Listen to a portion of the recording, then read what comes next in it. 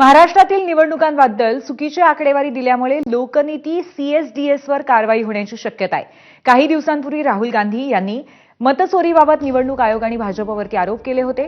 Centre for the study of developing societies अर्थात CSDS मधील लोकनीतीचे संचालक संजय कुमार यांनी महाराष्ट्रातील 4 मतदारसंघांमध्ये मतदारांच्या संख्येत मोठ्या प्रमाणात अनियमितता दर्शवणारी सोशल मीडिया पोस्ट डिलीट केली आहे। नागपूर जिल्ह्यातील रामटेक पोलीस स्थानकात तसंच नाशिकमध्ये संजय कुमार यांच्या विरोधात गुन्हा दाखल करण्यात आलाय। मतचोरी प्रकरणी चुकीचा आरोप केल्याप्रकरणी गुन्हा दाखल करण्यात आलाय। निवडणूक आयोगाने पोलिसांकडे तक्रार दाखल केली आहे।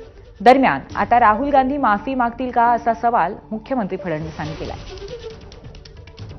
इलेक्शन कमिशनवर राहुल गांधींनी आरोप केले होते आणि आमच्याही लेजिटिमेटली निवडून आलेल्या सरकारला आरोपीच्या पिंजऱ्यात उभं केलं होतं।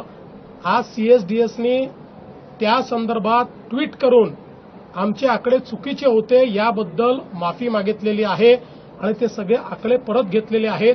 आता प्रश्न एवढाच आहे की त्याच्यावर आकांड तांडव करणारे राहुल गांधी माफी मागतील का? मला बिलकुल अपेक्षा नाही, कारण राहुल गांधी हे एक प्रकारे जसं सिरियल किलर असतात तसे ते